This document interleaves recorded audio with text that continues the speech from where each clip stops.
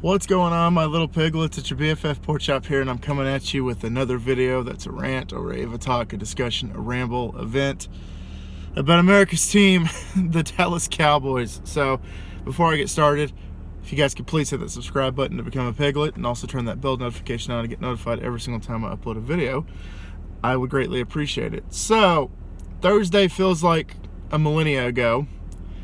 I was going to do a video on Friday about the debacle in Dallas, but I got sick again. Except this time, I think it was bronchitis, because it was, anyway, just details you guys don't want to know. However, it was kind of fitting because I got really sick right around the time that Maher missed that last field goal.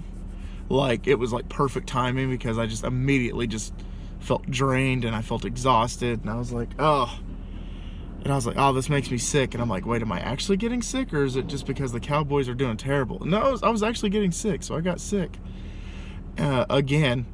And so we're having 3 kickers come out to audition to potentially replace Maher, even though there have been reports that Maher is going to be our guy until the end of the season. But when you miss, I think they said he missed 9 kicks already this year, and a few of those kicks have actually cost us games.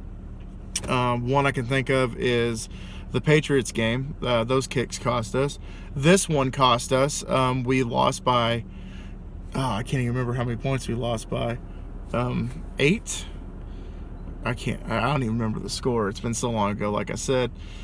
But we lose these games by less than a touchdown, or if it's 5 points or 3 points or a point or 2 points or what have you, those kicks are crucial. And we need a kicker. Yes, he can kick the long ones and break records, but the consistency is what the problem is, and Maher unfortunately shows us no consistency. I think his kicking percentage, that anytime he goes up to kick a ball through the uprights, he has a 68.75% chance of making it, which that's good. But considering that we had Dan Bailey at one point, I think he had like a 96% accuracy rating. So that kind of sucks. So the kicking game did us no favors. The defense had no answers. Our secondary had no answers for their receivers. I told y'all to watch out for 3 things. I didn't just tell you, the whole freaking country told y'all to watch out for Josh Allen, because he can move with his feet when the pocket collapses. He did that. Cole Beasley at slot is going to murder us. He did that. And Singletary, their running back, is a second chance type of runner, where if he bounces off somebody and then goes off for 20 yards. He did that. So still fighting it, guys, sorry. So I just honestly feel like, and then offensively, I think Dak did all he could. Hold on, got ice on my windshield. That's what people should be doing to Maher all year. There's ice in the kicker, ice in the kicker. Wait, do I actually have a clear view? I can actually see now. And yeah, I think Dak did all he could, and Zeke got a little bit more yardage than he usually gets the past few weeks, that he's usually gotten the past few weeks, I should say. And just, as you could tell, I'm not really happy with the state that is the Dallas Cowboys right now. And that is because consistency is not our friend right now. Our coaching, of course, you know, I've heard people say, I'm tired of Garrett. Garrett needs to go. I've been saying Garrett needs to go since 2013. And with 2013, or was it 14? The year after we lost to Green Bay with that Dez catch. The season after that, I've said that we needed to let Garrett go.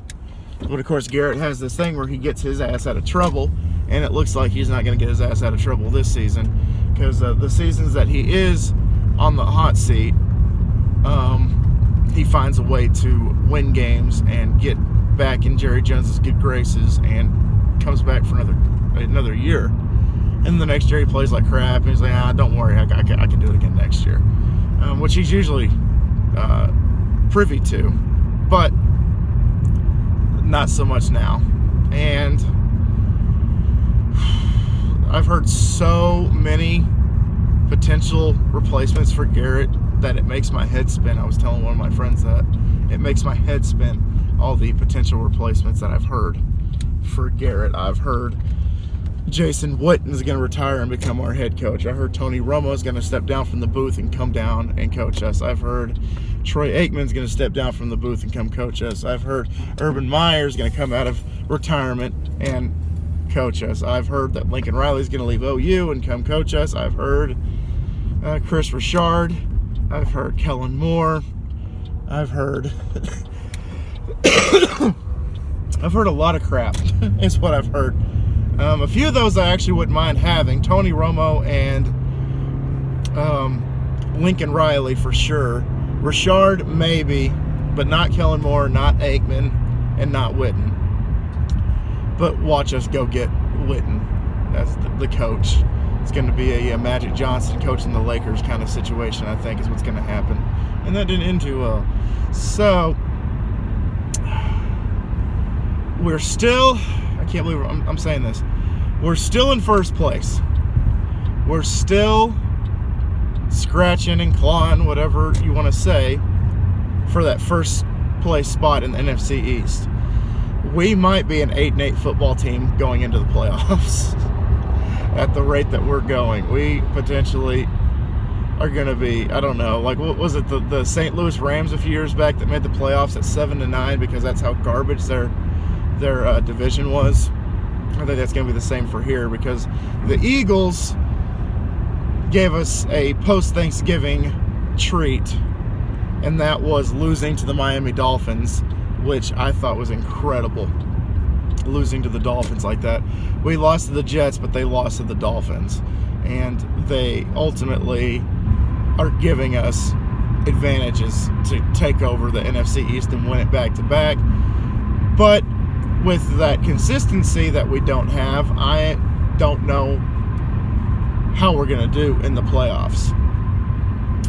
I don't know what we're going to look like.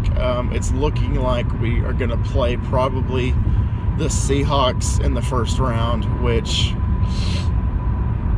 that might not be good for us. I actually would have liked, a lesser, strength of a team takeover, but I didn't get that wish. That's something that's probably not going to happen. We're not going to play an 8-8 team. We're going to play like a 12-3 team or 12-4 team, something like that. But you know what? We got the Bears this Thursday. We got 2 Thursday games in a row, last Thursday and this Thursday. I think we'll be okay. But if we lose to the Bears, we're